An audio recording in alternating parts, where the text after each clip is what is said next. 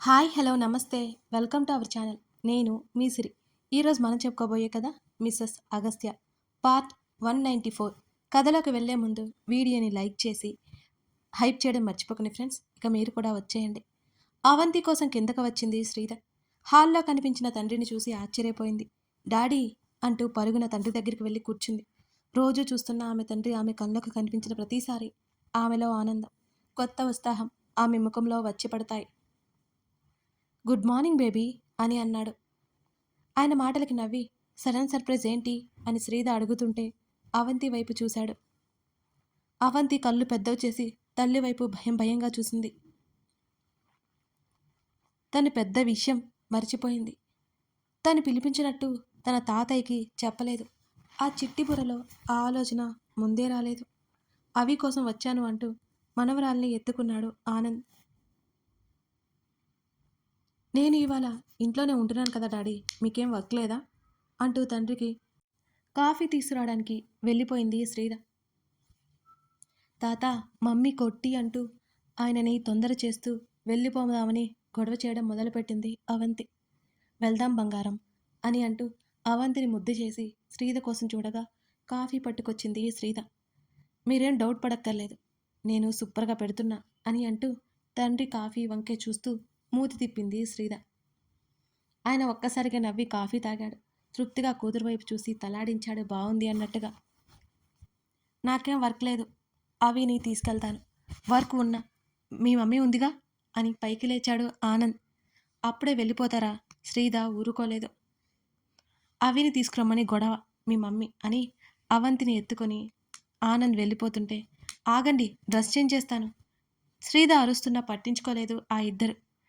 అప్పటి వరకు తన తాతయ్య మెడకరుచుకుని బుద్ధిగా ఉన్న అవంతి కారులోకి రాగానే తన తాతయ్య బుగ్గ మీద ముద్దు పెట్టుకుని కిలకిలా నవ్వేసింది సంతోషంతో. మనవరాల్ని పక్కన కూర్చోబెట్టుకుని ఇంటికి తీసుకెళ్ళిపోయాడు ఆనంద్. అవంతి చిట్టి బుర్రలో ఉన్న బుజ్జి ప్లాన్స్ సంగతి తెలియని శ్రీధ తన తండ్రే వచ్చాడేమో అనుకుని పట్టించుకోలేదు ఆ విషయం. రాధ దగ్గరికి వెళ్ళి కాసేపు కూర్చుని మాట్లాడొచ్చింది శ్రీధ. అక్కడి నుంచి బయటకొచ్చాక జేమ్స్ రాధకి సీమంతం చేద్దాం. శ్రీధ మాటలకి అయోమయంగా తలగొక్కున్నాడు జేమ్స్. ఏంటి అర్థం కాలేదా? అతని అయోమయపు చూపులకి నవ్వుతూ అడిగింది శ్రీధ. లేదన్నట్టు తలాడించాడు జేమ్స్. నువ్వు ఎప్పుడూ చూసినట్లేవు కదా అని నవ్వింది శ్రీధ. ప్రెగ్నెంట్ అప్పుడు చేస్తారు జేమ్స్, నాకు కూడా సరిగ్గా తెలియదు కానీ రాధకి ఆ ఫీలింగ్ ఉన్నట్టుంది. మనం కూడా చేద్దాం, ఏముంది చెప్పు, మన వాళ్ళందరినీ పిలిచి చిన్న ఫంక్షన్ చేస్తారు, బాగుంటుంది అని శ్రీధ చెప్తుంటే నాకు కానీ తనకి కానీ ఎవరూ లేరు మేడం అని అంటున్న జేమ్స్ మాటలకి శ్రీధ ముఖంలో నవ్వు పోయింది. అయినా సరే శ్రీధ మళ్ళీ చిన్నగా నవ్వుతూ నీకోసం తను అన్నీ వదిలేసుకుని వచ్చింది కదా జేమ్స్, తన కోసం నువ్వు తన వాళ్ళని దగ్గర చేర్చడానికి నువ్వు ప్రయత్నం చేశావా? ఆమె సూటిగా అడిగింది. ఆమె వైపు కాస్త ఆశ్చర్యంగా చూసి నేను కాల్స్ చేశాను మేడం, మాట్లాడడానికి ట్రై చేశాను అని జేమ్స్ అంటుంటే పుట్టినప్పటి నుంచి పెంచుకొని నువ్వు తీసుకొచ్చుకుంటే వాళ్ళకి ఎలా ఉంటుంది జేమ్స్? ఆ మాత్రం కోపం ఉండదా? కానీ రాధ కోసం వాళ్ళ కోపాన్ని నువ్వే భరించాలి. తను పైకి చెప్పలేదు కానీ పుట్టింటి వాళ్ళు లేకపోతే ఆడపిల్ల భరించలేదు జేమ్స్. తను నీతో చెప్పుకోలేనివి చాలా ఉంటాయి. ఇలాంటి టైంలో తల్లి తోడు ఉంటుంది, ఆ తర్వాత కూడా చాలా కష్టంగా ఉంటుంది జేమ్స్. నువ్వు అన్నీ చూసుకుంటావు కానీ తల్లిదండ్రులు ఉండేది వేరు. ఒకసారి ప్రయత్నం చేసి చూడు జేమ్స్. అయినా సరే వాళ్ళు రాదని హక్కును చేర్చుకోలేదు అంటే ఇక ఏమీ చేయలేము అని. నువ్వు మాత్రం రాధకి సర్ప్రైజ్ ఇద్దాం సరేనా? ఇంకా నెల రోజుల టైం ఉంది కదా అని చెప్పి జేమ్స్ తలోపగానే నవ్వుతూ వెళ్ళిపోయింది రాధ. అగస్త్య తనని అప్పట్లో ఎందుకు సెలెక్ట్ చేసుకున్నాడో కానీ తను మాత్రం డబ్బు కోసమే వచ్చాడు. కానీ ఇప్పుడు ఇది తన కుటుంబం లాగా అనిపిస్తుంటుంది జేమ్స్కి. అందుకే ఈ కుటుంబం కోసం తను ముందుంటాడు, ఏం చేయడానికైనా సిద్ధపడుతుంటాడు, చివరికి ప్రాణాలు ఇవ్వడానికి కూడా. ఆమె మొబైల్ మోగుతుంటే బద్ధకంగా లేచింది రచన. స్క్రీన్ మీద అరవింద్ పేరు కనిపిస్తుంటే ఆమె అదిరిపడింది. ఆమెకు ఒక్కసారిగా కాళ్ళు చేతులు ఆడలేదు. అరవింద్ తనని ఎందుకు సెలెక్ట్ చేసుకున్నాడో అర్థం కాలేదు. తనని ఇష్టపడడానికి ఏముంది అసలు తన దగ్గర? రచన ఆలోచనలు ఇవే. అతడు టైంపాస్కి ఏదో చేసే వ్యక్తి కూడా కాదు. అతను ఎలాంటివాడో అతనితో ఈ కొద్ది రోజుల పరిచయానికే రచనకి అర్థమైపోయింది. కానీ ప్రేమ, పెళ్లి అవి ఇవి తన వల్ల కాదు. అతనంటే తనకి గౌరవమే, ఇష్టమే కానీ అది వేరు. రచన కాల్ లిఫ్ట్ చేయలేదు. మొబైల్ సైలెంట్లో పెట్టి బ్రష్ చేసుకుంటూ ఫ్రెష్ అవ్వడానికి వెళ్ళిపోయింది రచన. ఆమె తీరిగ్గా తల్లి చేసిన టిఫిన్ ప్లేట్లో పెట్టుకుని టీవీ ముందర కూర్చుంది. ఆమె ఫోన్ మోగకపోవడంతో సైలెంట్లో పెట్టిన విషయమే గుర్తులేదు. అరవింద్ తనకి కాల్ చేయలేదు అనుకుంది రచన. కాలింగ్ బిల్ మోగుతుంటే ఈ టైంలో ఎవరు వచ్చుంటారు అని అనుకుంటూ తింటున్న ప్లేట్ పక్కన పెట్టి లేచి వెళ్ళిపోయింది రచన. కుడి చేయి అలాగే పెట్టి ఎడమ చేత్తో తలుపు ఓపెన్ చేసింది. తను ఊహించిన విధంగా కళ్ళజోడు తీస్తూ ఎదురుగా అరవింద్ కనిపించగానే ఆమె గుండె ఆగి ఆగి కొట్టుకుంది ఒక్కసారిగా. అప్రయత్నంగా వెనక్కి అడుగు వేస్తూ కళ్ళని పెద్దగా చేసుకుంది రచన. అరవింద్ ఆమెనే చూస్తూ కాళ్ళకి చెప్పులున్న విషయం గుర్తుకొచ్చి బయట విడిచి లోపలికొచ్చాడు. అది చూస్తూనే అదిరిపోయింది రచన. Sir sir మీరేంటిక్కడ? ఆమె స్వరం తడబడుతుంటే ఆమె శరీరానికి వణుకు వచ్చింది. నువ్వు తప్పించుకొని తిరుగుతున్నావు కదా రచన, అందుకే నేనే వచ్చేసా అని అతను తాపీగా చెప్తూ చుట్టూ చూస్తూ ఆమె టీవీకి ఎదురుగా వేసుకున్న పరుపు మీద అరవింద్ కూడా కూలబడ్డాడు. అతని పనికి రచన నిర్ఘాంతపోయింది ఒక్కసారిగా. ఆమె తేరుకోవడానికి 2 నిమిషాలు పట్టింది మరి. కళ్ళు వెడల్పు చేసి అలాగే కంగారుగా చూస్తూ, సార్ మీరిలా రావడం ఏం బాలేదు సార్. ఇంట్లో అమ్మ కూడా లేదు. ఎవరైనా చూస్తే బాగోదు. చుట్టుపక్కల వాళ్ళు ఏమనుకుంటారో ఆలోచించండి ప్లీజ్ అని చెప్తూనే ఆమె తలుపులు దగ్గరికి వేసింది. నీ ఫోన్ ఎక్కడా? ఆమె మాటలు పట్టించుకోకుండా అరవింద్ అడిగాడు. అదెక్కడో ఉంది. మీరెందుకు వచ్చారు అని అడుగుతూనే అతని పక్కనే కనిపించిన తన టిఫిన్ ప్లేట్ చూసి ఇక గబుక్కున క్రిందకి వంగి ఆ ప్లేట్ తీయబోతుంటే ఆమె చేతిని పట్టి ఆపాడు అరవింద్. సార్ అతని వైపు బెరుగ్గా చూసింది రచన. నేను కూడా ఏది తినలేదు, త్వరగా పెట్టు అని అరవింద్ అడుగుతుంటే ఆమె గుడ్లు ఒక్కసారిగా బయటకు వచ్చేశాయి. సార్ ఏం మాట్లాడుతున్నారు? మీరు తినే ప్లేస్ కాదు ఇది. మిమ్మల్ని చూస్తుంటేనే నాకు భయంగా ఉంది అని అంటూ ఆమె కంగారుగా చెప్పింది అతనితో. ఎందుకు భయం? బాగానే ఉన్నాను కదా అని అంటూ అతని చెంపలు గడ్డం తడుముకొని ఆమె వైపు చూసి కళ్ళు ఎగరేశాడు అరవింద్. సార్ ప్లీజ్ అర్థం చేసుకోండి. ఆమె ఏడుపు మొహం పెట్టింది. అక్కడేమో నేను వద్దన్నా పెట్టావు, ఇక్కడేమో అడుగుతున్నా పెట్టలేదు అని అడుగుతున్నా అతని మాటలకి ఆమె కళ్ళు కిందకి వాలే. ఏమైంది సైలెంట్ అయిపోయావు అని అరవింద్ అడుగుతుంటే ఇది చల్లారిపోయింది సార్, వేడిగా వేస్తాను అంటూ అతని చేతిని వదిలించుకోవడానికి ప్రయత్నం చేస్తూ చెప్పింది రచన. పర్లేదులే నువ్వు తినేదే పెట్టు అని అన్నాడు అరవింద్. ఆమె కళ్ళెత్తి అతని కళ్ళవంక చూసింది. గబుక్కున అతని చేతిని వదిలించుకుని ప్లేట్ తీసుకుని కిచెన్లోకి పరిగెత్తింది. చాలా చిన్న ఇల్లు, అతి తక్కువ ఫర్నిచర్, ఎక్కడికక్కడ సర్ది ఉన్నట్టున్నాయి. ఆమె తల్లివి గోడకి తగిలించిన కొన్ని ఫోటోలు, రచన చిన్నప్పుడు ఫోటోలు. పైకి లేచి వాటి వైపుకి వెళ్ళాడు అరవింద్. చిన్నప్పుడు ముద్దుగా బొద్దుగా ఉంది రచన. కిచెన్లోకి వెళ్ళిన రచనకి కాళ్ళు చేతులు ఆడట్లేదు. అతనేంటి తన ఇంటి వరకు రావడం ఏంటి? ఇదంతా తన భ్రమ లేక నిజమా? ఆమె దోశలు వేసుకొని బయటికి తీసుకొచ్చింది.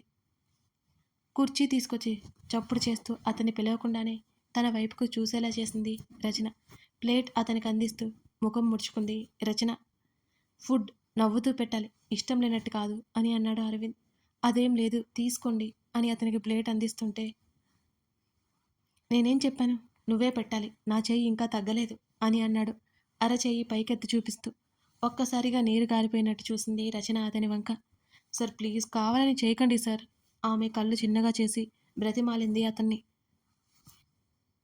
హఠాత్తుగా ఆమెకేదో గుర్తుకొచ్చినట్లు ఆ ప్లేట్ కుర్చీలో పడేసి గబుక్కున కిచెన్లోకి పరిగెత్తుతుంటే అతను ఏమైందని వెంటే వెళ్ళాడు. ఆమె వేసిన దోశ మాడిపోయింది. గబగబా తీసి పక్కన పడేసింది దాన్ని. ముఖాన్ని వికారంగా పెట్టుకుని వెనక్కి తిరిగి చూడగానే అరవింద్ నవ్వుతూ కనిపించాడు.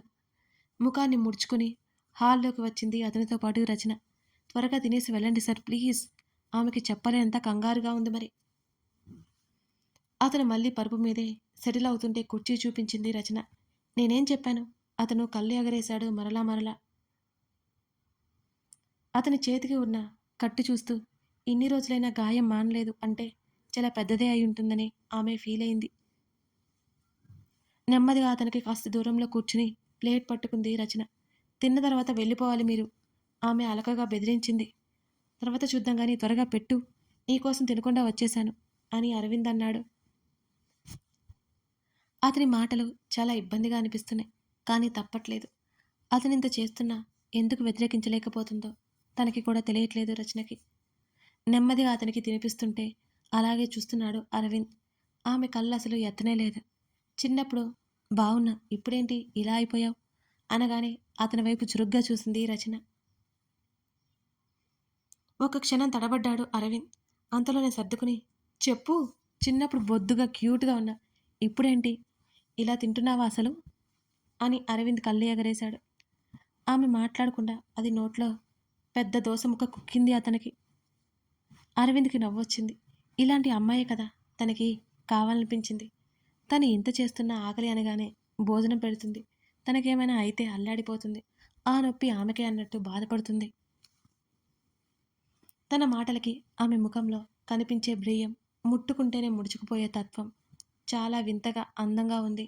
ఆమె ప్రవర్తన అబ్బురంగా అనిపిస్తోంది. ఇక చాలు, ఇంకా తిన్నాను అంటే కష్టం అని అరవింద్ అన్నాడు. ఒక్కడే కదా, ఏం పర్లేదు తినండి కాస్త బెదిరింపుగానే చెప్పింది రచన. నా డైట్ కొలాప్స్ అవుతుంది అని అన్నాడు పెదవి విరిచి. ఆమె ఒక క్షణం నోరు తెరిచి ఆశ్చర్యంగా చూసింది అతని వంక. కొలాప్స్ కాదు, నీరసం వస్తుందంటూ బలవంతంగా అతని నోట్లో కుక్కింది రచన. నేను 3 దోశలు తింటాను, మీరు మరీను అని నిష్ఠూరమాడుతూ పెట్టేస్తుంది రచన. రచన, నిజం చెప్తున్నా, ఇక చాలు, హెవీ అవుతుంది. నువ్వు మధ్యలోనే తినడం ఆపేశావు కదా, తినేసే అని అరవింద్ అన్నాడు. ఫుడ్ని వేస్ట్ చేయకూడదు, తినండి అంటూ ఆమె గట్టిగా చెప్తూ బలవంతంగా పెట్టేసింది అతనికి. అరవింద్ వస్తున్న నవ్వుని ఆపుకుంటూ చూస్తున్నాడు. ఆమె ఫ్లోలో ఆమె ఉంది.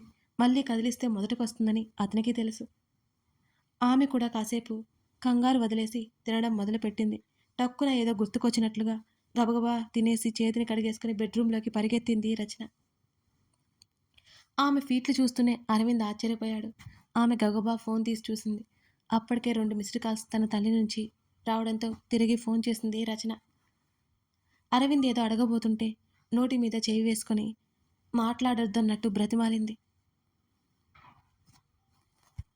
మరోవైపు మునుపటి కంటే శ్రీకళ పూర్తిగా ఆరోగ్యంగా మారింది. రామ్తో చాలా సంతోషంగా ఉన్నా సరే ఇద్దరి మధ్య ఏదో దూరం. అది ఇద్దరికీ తెలుస్తున్నా దాన్ని పూడ్చే మార్గం ఏంటో ఇద్దరికీ తెలియట్లేదు. అతనితో పాటు ఆఫీస్కి వెళ్ళడం మొదలుపెట్టింది కళ. అక్కడ అందరికీ తెలుసు అతని భార్య కళ అని. ఆ రోజు ఆఫీస్కి వెళ్ళాక, కళ, ఇవాళ ఒకసారి డాక్టర్ దగ్గరికి వెళ్దాం, 3 మంత్స్కి ఒకసారి రమ్మని చెప్పారు కదా అని అంటూ కార్ కీస్ తిప్పుతూ ఆమె దగ్గరికి వెళ్ళాడు రామ్. మరి నా వర్క్ అవ్వలేదు ఇవాళ అని ఆమె బిగ్గమొహం వేసింది. నోరు మూసుకొని రావే, తర్వాత చేసుకోవచ్చు రామ్ సీరియస్గా చెప్పడంతో బుద్ధిగా లేచింది. అది కాదు బావా, నేను సరిగ్గా వర్క్ చేయకపోతే నీకు మాటొచ్చేస్తుంది అని ఆమె చెప్తుంటే, వెళ్ళొచ్చాక అది నేనే చేసి పెడతానులే కానీ డాక్టర్ దగ్గరికి వెళ్ళాలి, అపాయింట్మెంట్ కూడా తీసుకున్నానుగా ఆల్రెడీ అని అంటూ ఆమె చేతిని పట్టుకుని కిందకి లాక్కెళ్ళిపోయాడు రామ్. అతను చెప్పే వరకు ఆమెకు అసలు హాస్పిటల్కి వెళ్ళాలి అనే సంగతి గుర్తే లేదు. ఆమెను ఒకసారి చావు అంచునున్నప్పుడు చూసినా అతనికి ఆమె విషయం నిర్లక్ష్యం చేయలేడు. అది ఇంకా కళకి అర్థం కావడం లేదు. ఇద్దరు హాస్పిటల్కి వెళ్ళారు. డాక్టర్ ముందు కూర్చున్నారు. కళని అన్ని వివరాలను అడుగుతున్నాడు ఆయన. నర్స్ ఆ పక్కనే ఉంది. ముఖ్యమైన ఫోన్ కాల్ అవడంతో రామ్ అక్కడి నుంచి బయటికి వెళ్ళిపోయాడు. ఎలా ఉందమ్మా రామ్ ఆ డాక్టర్ అడుగుతుంటే, ఇప్పుడు నాకేం ప్రాబ్లం లేదు సార్ అని కళ చెప్పింది. నువ్వు ఇలాగే మెయింటైన్ చేయాలి అని, మొత్తానికి మీ ఆయన నిన్ను బ్రతికించుకున్నాడన్నమాట అని నవ్వాడు ఆయన. రామ్ ఆయన ముందు ఎంతో నిస్సహాయంగా ఉండడం ఇంకా ఆయనకి బాగా గుర్తుంది. ఆయన మాటలకి కళ చిన్నగా నవ్వింది. అతను సరైన సమయానికి అన్నీ నీకు అందించి చూసుకున్నాడు కాబట్టి నువ్వు ఇవాళ బ్రతికావు అంటుంటే మౌనంగా ఆయన మాటలు వింటోంది కళ. కళ తనని చెక్ చేశాక ఆమెనిక వెళ్ళిపోమని చెప్పాడు. కళ, నర్స్ బయటకొచ్చారు. అవును మేడం, మీకోసం కన్నీళ్లు పెట్టుకుని రాత్రింబవళ్ళు తిండి మానేసి మీ దగ్గరే ఉన్నారు మీ హస్బెండ్ అని నర్స్ చెప్తుంటే ఆమె వైపు ఒక్కింత ఆశ్చర్యంగా చూసింది శ్రీకళ. మీరంటే చాలా ప్రేమ. సమయానికి డబ్బులందక చాలా ఇబ్బంది పడ్డారు సార్. మీకోసం ఎంత బాధపడ్డారో నాకు తెలుసు. అప్పుడు మీ దగ్గర నేనే ఉన్నాను మేడం. ఐసీయూలోకి అలో ఉండదన్నా బ్రతిమాలుకొని మీ దగ్గర కాసేపు ఉండేవారు. మొత్తానికి మిమ్మల్ని బ్రతికించుకున్నారు అని ఆ నర్స్ మరో పేషెంట్ పిలుస్తూ వెళ్ళిపోయింది. ఫోన్ మాట్లాడారు. అయిపోయాక దగ్గరకొచ్చాడు రామ్. మాట్లాడావా? ఏమన్నారు? అని రామ్ ఫోన్ పాకెట్లో పెట్టుకుంటూ తల ఎత్తి చూశాడు. ఏం ప్రాబ్లం లేదంట బావ. శ్రీకళ చెప్పింది. నిజంగానా? నువ్వు నా దగ్గర ఏం దాయట్లేదు కదా? అని అడిగాడు రామ్. లేదు బావ. నేను చాలా హెల్తీగా ఉన్నాను. అంతా డౌట్‌గా ఉంటే నువ్వే వెళ్ళి అడుగు అని చెప్పింది. కానీ ఆమె మాటలు పట్టించుకోకుండా మళ్ళీ డాక్టర్‌ని కలవడానికి వెళ్ళిపోయాడు రామ్. శ్రీకళ నవ్వుకుంది. రామ్ తిరిగి బయటకొచ్చాడు. ఏం చెప్పారు బావా? అని అతనితో పాటు నడుస్తూ అడిగింది కళ. నువ్వు బాగానే ఉన్నావని చెప్పారే అని ఆమె వైపు నవ్వుతూ చూశాడు రామ్. నా మాటలు నువ్వు నమ్మవు కదా అని అడిగింది కళ. అదేం లేదులే. ఆయనతో మాట్లాడితే నాకు ధైర్యంగా ఉంటుంది రామ్ అన్నాడు. అతను కారు తీశాడు. పక్కనే కూర్చుంది కళ. ఇంటికి వెళ్దాం బావా ఆమె చెప్తుంటే ఆమెని అయోమయంగా చూశాడు. చేతుకున్న వాచ్ వైపు ఒకసారి చూసుకుని ఇప్పుడే కదా మనం వెళ్ళాం. నాకు పనులున్నాయి. కావాలి అంటే నిన్ను డ్రాప్ చేసి వెళ్ళిపోతాను అని చెప్పాడు. ఉహుం, ప్లీజ్ నాకు నీతో ఉండాలని ఉంది అంటున్న ఆమె వైపు విచిత్రంగా చూశాడు అతను. బాగానే ఉన్నావా నువ్వు? రామ్ అదోలా చూస్తూ అడిగాడు. అతని చేతిని చుట్టేసి అతని భుజం మీద వాలిపోయింది శ్రీకళ. అతను కారుని ఇంటివైపు మళ్లించాడు. ఇద్దరు ఇంట్లోకి వెళ్ళగానే రామ్ తల్లి ఉంది. ఏమైంది? ఇప్పుడే వాళ్ళు ఇప్పుడే వచ్చారు? ఆమె కాస్త కంగారుగానే అడిగింది అతన్ని. జరిగింది చెప్పాడు రామ్. శ్రీకళ అతన్ని ఒకసారి చూసి లోపలికెళ్ళిపోయింది. కాసేపు తల్లి పక్కన కూర్చుని మాట్లాడాడు. ఆ తర్వాత ఆమె వెనకే గదిలోకి వచ్చాడు రామ్.